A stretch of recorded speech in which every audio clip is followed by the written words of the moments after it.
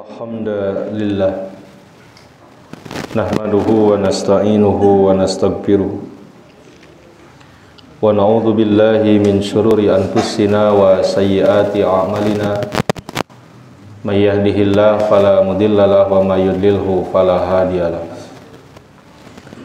wa asyhadu an la ilaha illallah wahdahu la syarikalah wa anna Muhammadan abduhu wa rasuluhu alladzi la nabiyya ba'dahu amma ba'du.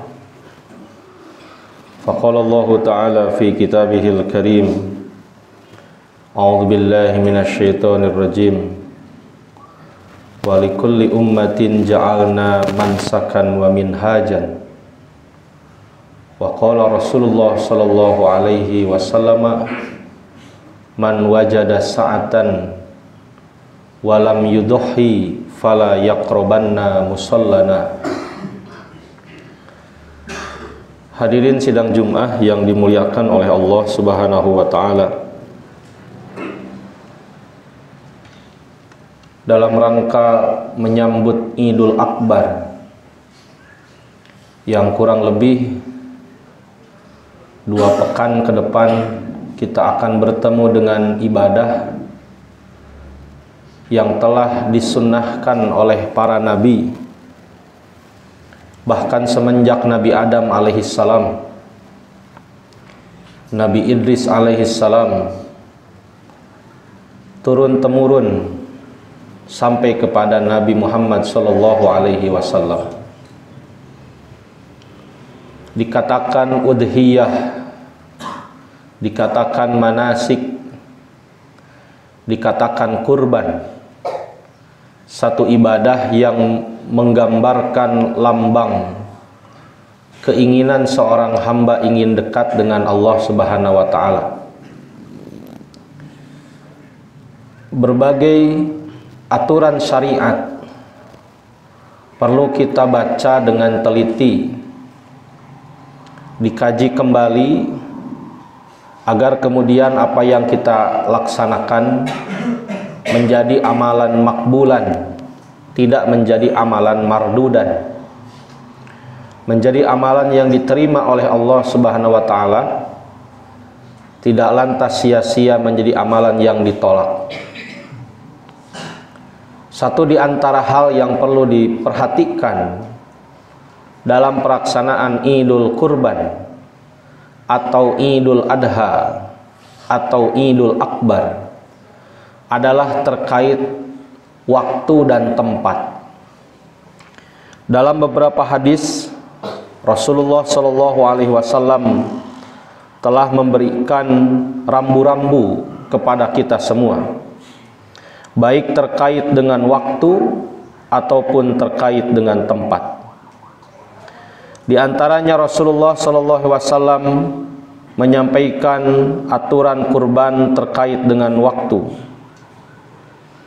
Dalam sebuah hadis yang diriwayatkan oleh Imam Al-Bukhari, Rasulullah SAW menegaskan, man zabaha qoblas sholat, barang siapa yang menyembelih sebelum pelaksanaan sholat, maksudnya kata para ulama sholat Idul Adha, fa innama zabaha li nafsihi, maka sungguh sembelihannya itu bagi dirinya. Artinya dicatat sebagai ibadah kurbaniyah. Tapi kemudian kata Nabi, wa man dzabaha ba'das salat, dan barang siapa yang melaksanakan sembelihan itu dilaksanakan sebelum salat, maka itu bagi dirinya tidak sah kurbannya. Wa man dzabaha ba'das salat, dan barang siapa yang melaksanakan setelah sholat Idul Adha, faqad tamma nusukuhu, maka sempurna ibadah kurbannya, menjadi ibadah yang diterima oleh Allah Subhanahu wa taala, wa asaba sunnatal muslimin, dan sesuai dengan sunnah kaum muslimin. Artinya hadis ini menjelaskan bahwa barang siapa yang melaksanakan sembelihan sebelum pelaksanaan sholat Idul Adha, maka sembelihannya itu bagi dirinya, tidak menjadi ibadah kurban.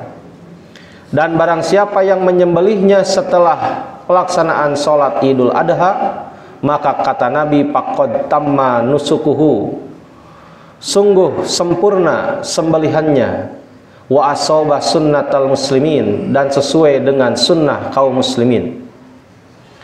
Terkait dengan hadis ini, ikhwatu iman, pada zaman Rasulullah Shallallahu Alaihi Wasallam ada seorang sahabat yang menyembelih kurbannya sebelum sholat. Setelah Rasulullah kembali dari musola, perlu diketahui bahwa istilah musola dalam hadis tentang Id, baik Idul Adha ataupun Idul Fitri, musola yang disebut adalah lapangan terbuka.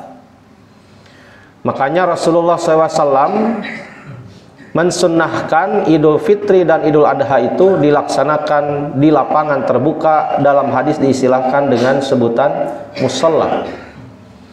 Berbeda dengan pelaksanaan sholat kusuf dan sholat khusuf, di mana Rasulullah mensunnahkan melaksanakannya di dalam masjid. Jadi Idul Fitri, Idul Adha kita diperintah untuk keluar dari masjid, tapi ketika pelaksanaan sholat gerhana kita diperintahkan untuk masuk ke dalam masjid. Satu di antara hikmahnya adalah sebagai syiar di antara syiar-syiar Islam, menggambarkan, menggemakkan keagungan Islam sebagai agama Allah. Nah, pada zaman Rasulullah ada seorang sahabat, dia menyembelih sebelum pelaksanaan Idul Kurban, sebelum pelaksanaan sholat Idul Adha. Kemudian oleh Rasulullah SAW dikatakan sebagaimana yang disebutkan tadi, bahwa menyembelih sebelum sholat itu tidak menjadi pahala kurban, tapi hanya sekedar sembelihan biasa bagi dirinya. Maka sahabat ini mengeluh kepada Rasulullah, menggambarkan bagaimana kondisi tetangganya yang butuh terhadap daging, menggambarkan bagaimana penyesalannya yang begitu besar dari pelanggaran itu. Maka Rasulullah SAW memberikan rukhsah khususiyah, keringanan khusus hanya bagi sahabat saja, yang kemudian Rasulullah memerintahkan untuk tidak mengulang kembali, untuk tidak melaksanakan lagi sembelihan sebelum sholat Idul Adha dilaksanakan. Untuk mempertegas pemahaman tersebut, dalam hadis yang lain Rasulullah SAW menegaskan, man dzabaha qabla sholati falya'ud, barang siapa yang menyembelih sebelum pelaksanaan sholat Idul Adha, maka ulangilah sembelihannya. Artinya ikhwatu iman, para ulama mengambil kesimpulan dari hadis-hadis tentang waktu penyembelihan Idul Kurban, tidak sah hukumnya saat kita menyembelih sebelum pelaksanaan sholat Idul Adha. Adapun terkait waktu pelaksanaan sembelihan Idul Kurban, secara garis besar para ulama membagi dua. Yang pertama ada batas awal waktu, yang kedua adalah batas akhir waktu.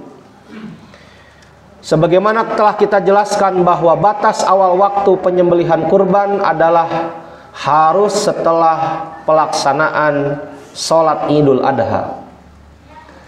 Lantas bagaimana akhir dari sembelihan kurban tersebut? Dalam berbagai hadis Rasulullah SAW menggambarkan bahwa setelah Yaumun Nahri, Rasulullah SAW mengisyaratkan syariat yang disebut Ayyamut Tashrik, hari-hari di mana umat Islam masih merayakan adhanya, hari-hari di mana umat Islam diharamkan untuk melaksanakan saum, apapun saumnya, sebagaimana diharamkan ketika Idul Adha dan Idul Fitri. Hari Tasyrik adalah 3 hari setelah Idul Adha, di mana kita masih bisa melaksanakan sembelihan. Terdapat beberapa hadis yang mengatakan bahwa ujung dari waktu sembelihan adalah 2 hari setelah Idul Adha. Tapi kemudian hadis-hadis tersebut oleh para ulama diberikan catatan, komentar, kritik terhadap hadis yang menyimpulkan bahwa hadis yang menjelaskan waktu sembelihan hanya 2 hari setelah Idul Adha derajatnya adalah dhaif. Maka kembali kepada hadis yang umum bahwa waktu sembelihan itu 3 hari setelah Idul Adha. Sampai waktu kapan? Para ulama mengatakan yakni sampai akhir atau sampai azan maghrib, sampai akhir hari 13 Zulhijjah, yaitu ditandai dengan azan maghrib. Ikhwati iman, yang menjadi catatan bagi kita semua bahwa tidak ada atau belum ditemukan riwayat yang menjelaskan bahwa menyembelih di hari nahar lebih utama dibandingkan di hari tasyrik. Teu aya keterangan anak yen mencit dina poean Idul Adha langkung utami tibatan dintenan tasyrik. Artinya apa? Islam mendorong bagaimana agar supaya 4 hari ini benar-benar dimaksimalkan. Mungkin kita bisa hari pertama kita kurban di kampung sendiri, hari kedua kita datang ke pelosok-pelosok negeri, hari ketiga kita ambil hewan kurbannya ke tempat-tempat yang penuh dengan duafa, hari keempat kita bawa lagi ke tempat yang berbeda. Itulah hikmah dari perjalanan panjang waktu untuk menyembelih hewan kurban. Maka mudah-mudahan 2 pekan ke depan kita tidak lantas menjadi orang-orang yang mendahului takdir. Apa maksudnya? Kita menghukumi diri tidak mampu berkurban, padahal masih ada waktu untuk kita berusaha menjadi kurbani-kurbani yang senantiasa bersemangat untuk mendekatkan diri kepada Allah Subhanahu wa ta'ala.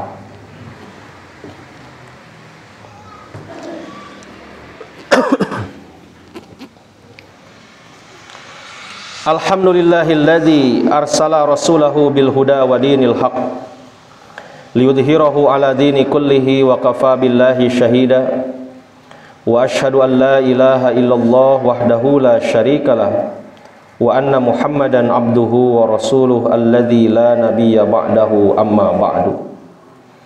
Ikhwatu iman rahimakumullah, demikianlah keterangan tentang waktu pelaksanaan sembelihan. Ragam hikmah kita dapat, diantaranya bagaimana kita semangat untuk menebar daging kurban sampai 4 hari, sampai kita menyembelih beberapa hewan kurban umpamanya jika kita mampu. Riwayat-riwayat mengatakan bahwa sampai Rasul pernah mengalami menyembelih 100 ekor unta. Bahkan ada riwayat yang mengatakan Rasulullah pernah membagi seluruh istrinya 1 istri 1 sapi. Itu merupakan teladan dari Rasulullah SAW, mendorong kita untuk semangat berkurban. Yang terakhir ikhwatu iman, kaitan dengan tempat. Dalam sebuah hadis yang diriwayatkan oleh Imam An-Nasa'i yang diterima dari Abdullah bin Umar, beliau mengatakan anna Rasulullah sallallahu alaihi wasallam kana yadhbahu aw yanharu bil musalla, bahwa Rasulullah SAW melaksanakan sembelihan atau melaksanakan naharnya di musalla. Sebagaimana tadi disebutkan bahwa musalla adalah lapangan terbuka. Pertanyaannya adalah, bolehkah menyembelih di depan rumah sendiri? Mohon maaf, kita telah temukan beberapa kasus, apakah di Pangalengan atau di kota-kota yang lainnya, bahwa kurban itu disembelih di depan rumah kurbani. Maka para ulama melihat kasus yang lain, bahwa Rasulullah SAW pernah menyembelih bukan di musola, yaitu ketika Rasulullah berada di Madinah. Rasulullah melaksanakannya tidak di lapangan terbuka. Tapi kemudian para ulama mengatakan dari sekian pelaksanaan ibadah kurban, Rasulullah yang paling sering dilaksanakan adalah di musola atau di lapangan terbuka. Maka para ulama memberikan kesimpulan, menyembelih hewan kurban itu lebih utama di lapangan terbuka, di tempat yang mampu diakses oleh banyak orang. Kenapa? Karena penyembelihan hewan kurban ini adalah bagian dari syiar di antara syiar-syiar Allah. Ikhwatu iman, apa hikmahnya? Hikmahnya adalah ketika hewan kurban itu disembelih di lapangan terbuka, maka kurbani akan lebih terjauhkan dari sifat riya. Berbeda ketika hewan kurban itu disembelih di depan rumah sendiri. Tentunya orang akan tahu, orang akan melihat, dan lain sebagainya. Memang ikhlas itu urusan hati kita dengan Allah, tapi kita harus berikhtiar sekuat tenaga bagaimana agar kurban ini tidak terkotori oleh niat-niat yang lain selain niat karena Allah. Maka hadis-hadis yang menjelaskan tentang bahwa kurbani itu harus diabsen ketika disembelih, harus disebut namanya, itu kurang bisa dipertanggungjawabkan. Maka cukup dengan mengucapkan Bismillahi wallahu akbar oleh yang menyembelih, dengan tanpa menyebutkan siapa-siapa kurbaninya, para ulama mengatakan sah kurbannya, sah sembelihannya. Hikmahnya apa? Yang tadi, kita akan lebih dijauhkan oleh Allah dari riya, dari ingin dipuji oleh sesama manusia. Ikhwatu iman, demikianlah catatan di antara syariat-syariat kurban yang perlu terus kita kaji sebelum ibadah tersebut ada di depan mata. Ilmu qoblal qaul wal amal. Ilmu itu perlu didahulukan sebelum perkataan dan perbuatan. Demikian nasihat Imam Al-Bukhari dalam kitab Sahihnya. Mudah-mudahan kita semakin bersemangat berkurban, juga semakin bersemangat untuk meneliti ilmu-ilmu tentang kurban, agar ketika kita melaksanakannya, hati menjadi tentram, penuh dengan harapan kurban kita diterima oleh Allah Subhanahu wa ta'ala. Demikian aqulu qouli hadza wastaghfirullaha li wa lakum. Rabbana atina fid dunya hasanah wa fil akhirati hasanah wa qina adzabannar. Wassalamualaikum warahmatullahi wabarakatuh.